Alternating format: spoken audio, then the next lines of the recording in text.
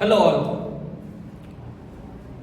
Today, after many days, I am here again for BCom Sem 1 as the video lecture of module number 3. ઘણા જ બધા દિવસો પછી આ વિડિયો લેક્ચરમાં મને જોઈ રહ્યા છો. First of all, before starting, wishing you all a very very happy new year. Let this new year bring lots of joy. Wishing you all a very very healthy new year. Let's commit ourselves for being more sincere, more committed towards our career as well. First of all, from this video lecture, I would like to extend my thanks. Word thanks will be very small to explain this gratitude towards all the students who have attended our live lectures since last 3 long months. In the lectures, we have completed 3 full modules for economics with each and every answer in a written format as done in the class. But today, I am bringing you one of the most important answers, that is relationship between average cost and marginal cost. Friends, this question has been asked in university exams since last 4 times. A very very important question. This answer has already came in your 11th commerce while doing the 5th chapter, that was concepts. 5મા chapter 5મા પ્રકરણ અર્થશાસ્ત્રમાં આ આવી ગયો છે. सीमांत खर्च અને સરેરાશ ખર્ચ વચ્ચેનો આંતર સંબંધ. The answer for English medium students was the same, relationship between average cost and marginal cost. This question has been asked in either 8 marks or many times in 15 marks as well. So as per the method of the subject, first we will write what we need to discuss in this answer. The first is meaning of average cost and marginal cost. Then I will draw a schedule, and then we will go with the diagram, and then the last concept is relationship. Friends, what is average cost? Average cost is this video I'll explain you in such a manner that students from both the backgrounds, English medium as well as Gujarati medium students, can understand the video. હું બંને ભાષાઓ દ્વારા આ video તમારા સુધી પહોંચાડીશ જેથી આ concept વધુ સારી રીતે ક્લિયર થઈ શકે.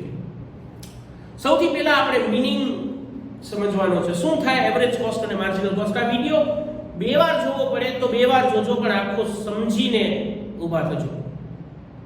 એવરેજ કોસ્ટ એટલે કે સરેરાશ ખર્ચ. જ્યારે પણ માની લો કે એક કંપની છે, એક કંપની કુલ ખર્ચ કરે. કુલ ખર્ચ એટલે શું થાય? Total cost. એમાં 2 પ્રકારના ખર્ચ આવે. એક તો આવે ફિક્સ્ડ કોસ્ટ અને બીજો આવે ટોટલ કોસ્ટ. બરાબર? એક તો આવે ફિક્સ્ડ કોસ્ટ અને બીજો આવે ટોટલ કોસ્ટ. ફિક્સ્ડ કોસ્ટ એટલે કે સ્થિર ખર્ચ અને વેરિયેબલ ખર્ચ એટલે કે વેરિયેબલ કોસ્ટ એટલે કે શું થાય? અસ્થિર ખર્ચ. There are 2 types of cost. First is fixed cost, second is variable cost. એક આવે સ્થિર ખર્ચ જેને ફિક્સ્ડ કોસ્ટ કહેવાય અને બીજો આવે અસ્થિર ખર્ચ જેને વેરિયેબલ કોસ્ટ કહેવાય. આ બંનેનો સરવાળો ધેટ ઇઝ ટોટલ કોસ્ટ. આ બંનેનો એડિશન કરો ને તો તમને ટોટલ કોસ્ટ મળે. ઈ બંનેનો કોસ્ટ એવરેજ કોસ્ટમાં આપણે શું લઈએ છીએ તો કે એક એકમ પાછળનો ખર્ચ કેટલો, એક યુનિટ પાછળનો ખર્ચ કેટલો. માની લો કે એક કંપની છે, એને ટોટલ 100 રૂપિયાનો ખર્ચ કર્યો છે. 100 રૂપિયાનો ખર્ચ. કેટલા? 100 રૂપિયા. આ 100 માં બંને આવે, ફિક્સ્ડ આવી ગયો ને વેરિયેબલ આવી ગયો. આ બંનેનો સરવાળો ટોટલ કોસ્ટ 100 છે. અને ટોટલ પ્રોડક્શન કેટલું છે? ટોટલ કુલ ઉત્પાદન કેટલું કર્યું છે? 20 એકમ એટલે કે 20. એટલે હું એમ પણ કહી શકું કે 20 વસ્તુ બનાવવા માટે કુલ ખર્ચ ટોટલ કોસ્ટ 100 યુનિટ્સ થયો છે. બરાબર? હવે મારે એ ફાઇન્ડ કરવું હોય કે 20 વસ્તુ માટે 100 રૂપિયા ખર્ચ કર્યો તો એક વસ્તુ પાછળનો ખર્ચ કેટલો, તો એના માટે એવરેજ કોસ્ટ કહેવાય. બરાબર? કેટલો થાય? અહીંયા લીધા 5 રૂપિયા થાય. બરાબર? કુલ ખર્ચ છેદમાં કુલ ઉત્પાદન. That means total cost divided by total production. તો that means your average cost. ઘડી ખબર શું કહેવા માંગુ છું? તો એક આપણે વ્યવસ્થિત રીતે ફોર્મ્યુલાથી સમજીએ કે એવરેજ કોસ્ટ એટલે શું થાય. સમજો અહીંયા જોજો ખાસ, આની એક ફોર્મ્યુલા છે. Average cost is equal to total cost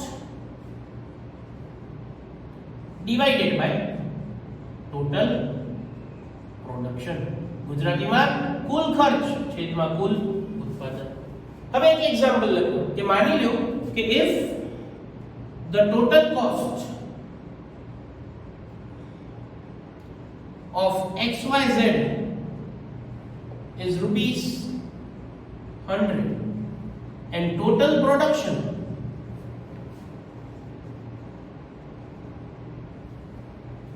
is 20 units. તો દીકરા એવરેજ કોસ્ટ કેવી રીતે થશે? 100 જે એનો ટોટલ કોસ્ટ છે ડિવાઇડેડ બાય 20 યુનિટ્સ જે એનું પ્રોડક્શન છે. તો એક યુનિટ પાછળનો ખર્ચો કે એવરેજ કોસ્ટ ₹5 થશે. અને એવરેજ કોસ્ટ પડી ખબર? ફર્સ્ટ તમને કોન્સેપ્ટ જ સમજવાનો છે કે average cost is obtained by dividing total cost by total units of production. સરેરાશ ખર્ચ કેમ મળે દીકરા? કે જ્યારે કુલ ખર્ચો આપણે કોના વડે ભાગીએ? કુલ ઉત્પાદન વડે. તો આપણે શું મળી જાય? Average cost. આ ક્લિયર થઈ ગયું છે. નેક્સ્ટ કોન્સેપ્ટ જોઈએ, માર્જિનલ કોસ્ટ. એક એક્ઝામ્પલ થી સમજાવું કે માની લો કે મને 100 ખુરશી બનાવવાનો ઓર્ડર છે. એક કંપની છે, ઓર્ડર કેટલાનો છે? 100 ખુરશી બનાવવાનો. આ 100 ખુરશી બનાવવા માટે મારો ટોટલ કેટલો એક્સપેન્સ થાય છે? તો કે ભાઈ 500 રૂપિયા. 100 ખુરશી બનાવવા માટે મારો કુલ ખર્ચ થાય છે 500 રૂપિયા. મને અર્જન્ટમાં એ ઓર્ડર આવ્યો કે હજી એક ખુરશી બનાવવાનો છે, એટલે 101ની ખુરશી હું બનાવું ત્યારે મારો કુલ ખર્ચ થઈ જાય છે 550. તો મારો માર્જિનલ કોસ્ટ શું થઈ ગયો? 50 રૂપિયા. શું કામ? કારણ કે એક વધારાના પ્રોડક્શન કરવાથી જે ખર્ચમાં વધારો થાય, that is known as marginal cost. The expense incurred for producing one more unit of commodity is known as your marginal cost. પડી ખબર શું કહું છું ફ્રેન્ડ્સ? કે એક વધુ યુનિટ બનાવીએ અને એનામાં ખર્ચમાં જ વધારો થાય એને આપણે માર્જિનલ કોસ્ટ કહીએ છીએ. પડી ખબર? આ ક્લિયર થઈ ગયું હશે? બે મીનિંગ સૌથી પહેલા આપણે શું સમજ્યા? મીનિંગ. એવરેજ કોસ્ટ ને આપણે પર યુનિટ કોસ્ટ પણ કહી શકાય કે એક એકમની કિંમત કેટલી, મીન્સ કે ખર્ચ કેટલો એક એકમ પાછળનો, 1 યુનિટ પાછળનો ખર્ચ કેટલો, તો એને આપણે એવરેજ કોસ્ટ કહીએ છીએ. પડી ખબર? ક્લિયરલી ખબર પડી ગઈ છે? ફોર્મ્યુલા છે total cost divided by total production. આવું તમને કોન્સેપ્ટ મેં સમજાવ્યું કે ધારો કે માની લો કે મેં 500 વસ્તુ બનાવી અને 10000 રૂપિયા ખર્ચો કર્યો. તો 10000 ખર્ચો છે એ શેના માટે છે? 500 યુનિટ માટે. એક યુનિટ માટે કેટલો? તો એના માટે મને એવરેજ કોસ્ટ શોધવું પડે. બરાબર? સરેરાશ ખર્ચો કેટલો છે? સરેરાશ ખર્ચામાં બે આવે, ટોટલ કોસ્ટમાં બે વસ્તુ આવે, એક તો ફિક્સ્ડ કોસ્ટ અને બીજી વેરિયેબલ કોસ્ટ. હવે ફ્રેન્ડ્સ આપણે એક શેડ્યુલ લઈએ અને એનો ડાયાગ્રામ લઈએ. તો આપણે ફ્રેન્ડ્સ શું સમજ્યા અત્યાર સુધી? મીનિંગ સમજ્યા. બરાબર? એવરેજ કોસ્ટ અને માર્જિનલ. સેકન્ડ આપણે શેડ્યુલ જોઈએ, જેને ગુજરાતીમાં અત્યાર સુધી આપણે અનુસૂચિ કહેતા. સૌથી ફર્સ્ટ કોલમમાં યુનિટ્સ છે, એટલે કે 1 2 3 4 5 6 7 8. ટોટલ કોસ્ટ આપેલી છે 15 16 30 40 60 90 126 અને 174. હવે ટોટલ કોસ્ટ આવે ને એટલે માની લેવાનું કે બે કોસ્ટ હોય જ એનામાં, ફિક્સ્ડ અને વેરિયેબલ. હવે આપણે એવરેજ કોસ્ટ ગોતીએ, જેના બાદ આપણા પાસે ફોર્મ્યુલા છે કે total cost divided by total production, એટલે 15 ટોટલ કોસ્ટ પ્રોડક્શન 1 યુનિટ એટલે 15 ડિવાઇડેડ બાય 1, આન્સર ઇઝ 50. બરાબર? 26 divided by 2 13, 30 divided by 3 10, 40 divided by 4 10, 60 by 5 12, 90 divided by 6 15, 126 by 7 18 અને 176 divided by 8 એટલે કે 22. એટલે આપણે એવરેજ કોસ્ટ મળી. માર્જિનલ કોસ્ટ એક યુનિટ પ્રોડક્શન કર્યું એટલે એનામાં એક્સ્ટ્રા તો કઈ, એટલે માર્જિનલ કોસ્ટ પેલામાં કઈ. બીજામાં જો એક યુનિટ કરીએ છે ને પ્રોડક્શન, ત્યારે ટોટલ કોસ્ટ 15 રૂપિયા છે. એક વધારાનું યુનિટ એટલે કે 1 થી 2 પ્રોડક્શન થાય છે, એટલે કે એક વધારાનું પ્રોડક્શન કરવાથી ટોટલ ખર્ચો થઈ ગયો 26. પહેલા કેટલો હતો? 15. પછી કેટલો થયો? 26. કેટલાનો વધારો થયો? 11 નો, એટલે માર્જિનલ કોસ્ટ સેકન્ડ યુનિટ નો 11. બે વસ્તુનું પ્રોડક્શન કરીએ છે, ટોટલ કોસ્ટ 26 છે. ત્રણ વસ્તુનું પ્રોડક્શન કરીએ છે, એટલે કે એક વધાર્યો આપણે પ્રોડક્શન, ખર્ચ કેટલો થઈ ગયો 30, એટલે કેટલાથી વધ્યો 26 થી 30 4, એટલે 4 ઇઝ યોર માર્જિનલ કોસ્ટ. 3 થી 4 કરીએ છીએ ત્યારે ખર્ચ 30 થી 40 થાય છે, એટલે કે 3 થી 4 એક વધારાનું પ્રોડક્શન કર્યું, ખર્ચ 10 થી વધ્યો તો માર્જિનલ કોસ્ટ 10. 4 થી 5 ખર્ચ 40 થી 60, એટલે કે 20 થી વધ્યો 20 માર્જિનલ કોસ્ટ. એટલે ટોટલ કોસ્ટમાં જે એક એક યુનિટ વધતો જાય અને ખર્ચમાં જે વધારો થતો જાય એ માર્જિનલ કોસ્ટ થઈ જાય. તો આપણે શેડ્યુલ દોરી નાખ્યું. સર હવે અગત્યનો મુદ્દો ડાયાગ્રામ સમજશું એના પછી કન્ક્લુઝન પર જોશું, પણ અત્યારે આ જુઓ ત્રણ રિલેશન સમજવાના છે. ત્રણ રિલેશન. સૌથી પહેલા ફર્સ્ટ સ્ટેજ એવરેજ કોસ્ટ અને માર્જિનલ કોસ્ટ બંને ઘટે છે. જોવો ઘટે છે એવરેજ કોસ્ટ. જોવો આ યુનિટ સુધી 15 થી 13 થયા, 13 થી 10 થયા, આમાં 0 થી 11 થયા, 11 થી 4 થયા, બરાબર. અહીંયા 11 થી 4 થયા, અહીંયા પણ ઘટાડો જોવા મળે છે. એટલે પેલો સ્ટેજ એ સમજાવવાનું છે કે બોથ એસી અને એમસી એટલે કે એવરેજ કોસ્ટ અને માર્જિનલ કોસ્ટ ડિક્રીઝિસ, પણ માર્જિનલ કોસ્ટ ડિક્રીઝિસ રેપિડલી. એટલે શું થાય? જો આનામાં ઘટાડો કેટલો છે? 13 થી 10 3 નો, આનામાં 11 થી 4 7 નો. ફર્સ્ટ સ્ટેજ તમે એ સમજાવશો કે એવરેજ કોસ્ટ અને marginal cost both decreases. Average cost અને માર્જિનલ કોસ્ટ બંને ડિક્રીઝ થાય છે, પણ માર્જિનલ કોસ્ટમાં જે ડિક્રીઝ છે એ વધુ રેપિડ છે. બસ આપેલો સ્ટેજ સમજાવ્યો. એનામાં તમને લખવાનું કે when units of production is 2 the average cost is 13, when units are 3 the average cost is 10. Both decreases. This average cost decreases by 3 units but marginal cost decreases by 7 units. એટલે ઘટાડો કેનામાં વધુ છે? ઝડપી માર્જિનલ કોસ્ટ. પડી ખબર? પેલો stage clear કે average cost અને માર્જિનલ કોસ્ટ બંને ડિક્રીઝ થાય. સેકન્ડ સ્ટેજ એવરેજ કોસ્ટ અને માર્જિનલ કોસ્ટ એક સમય બંને સેમ થઈ ગયા છે. જો આ યુનિટ ઓફ પ્રોડક્શન છે ત્યારે એવરેજ કોસ્ટ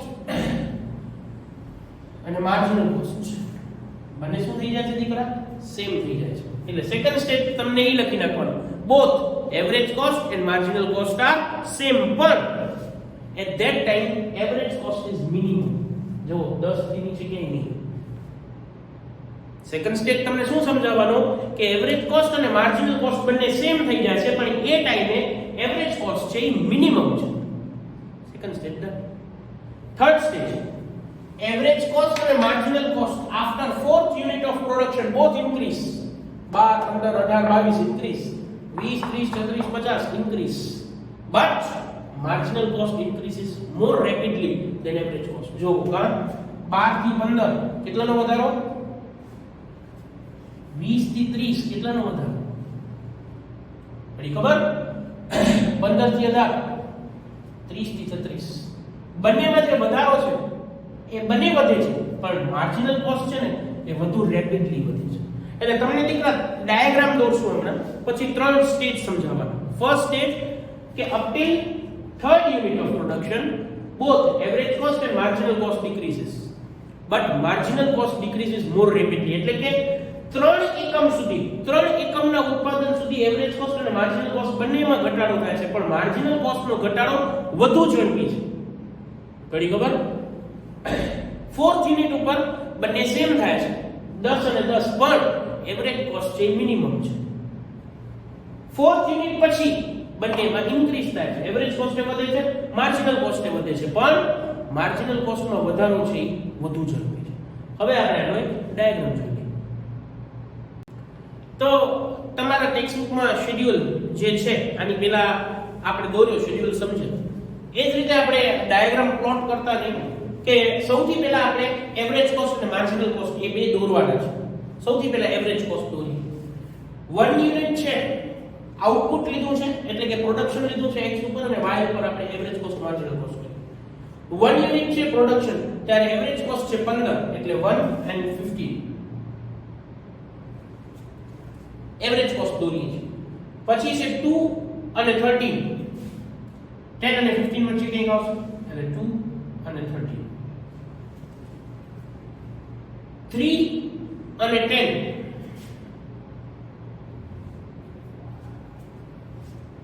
4 અને 10, તમે દોરશો ત્યારે વધુ એક્ઝેક્ટ આવશે, પણ આ જોજો મારી બેસ્ટ ટ્રાય કરું છું કે આપણે વ્યવસ્થિત કરી શકીએ. 5 અને 12,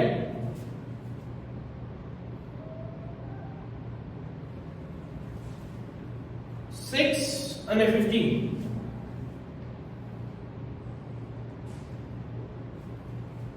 7 અને 18,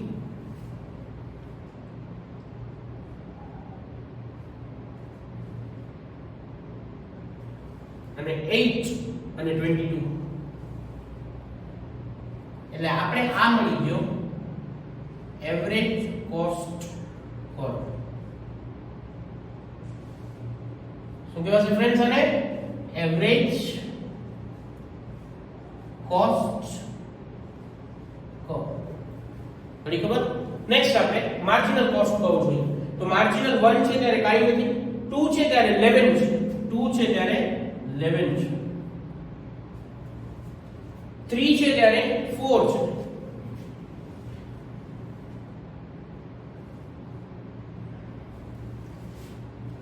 4 છે ત્યારે 10 છે. જો અહીંયા ઇન્ટરસેક્ટ કરશે એકબીજાને. 5 છે ત્યારે 20 છે, 6 છે ત્યારે 30 છે, 7 છે ત્યારે 36 છે, અને 8 છે ત્યારે 50 છે.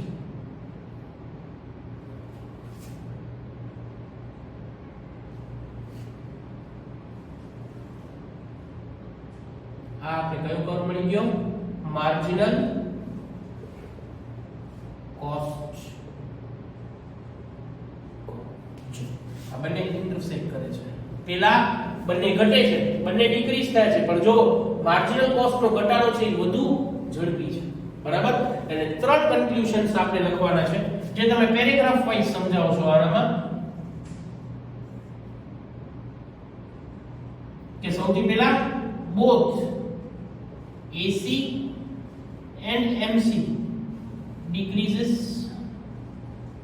but MC decreases more faster. Second, AC and MC becomes equal. And third, AC and MC both increases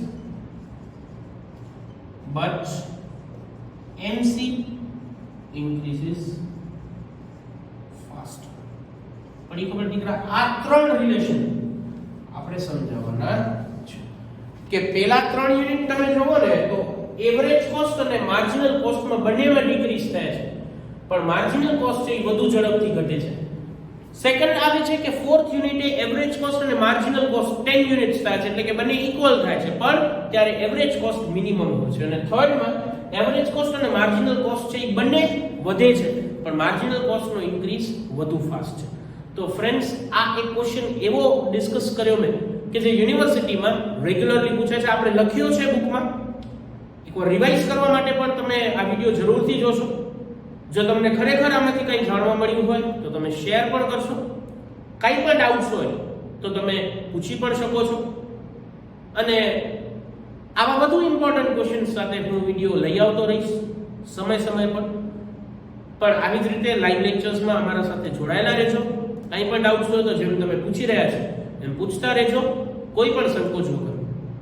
so this was the very important question, that was average cost and marginal cost. Keep learning.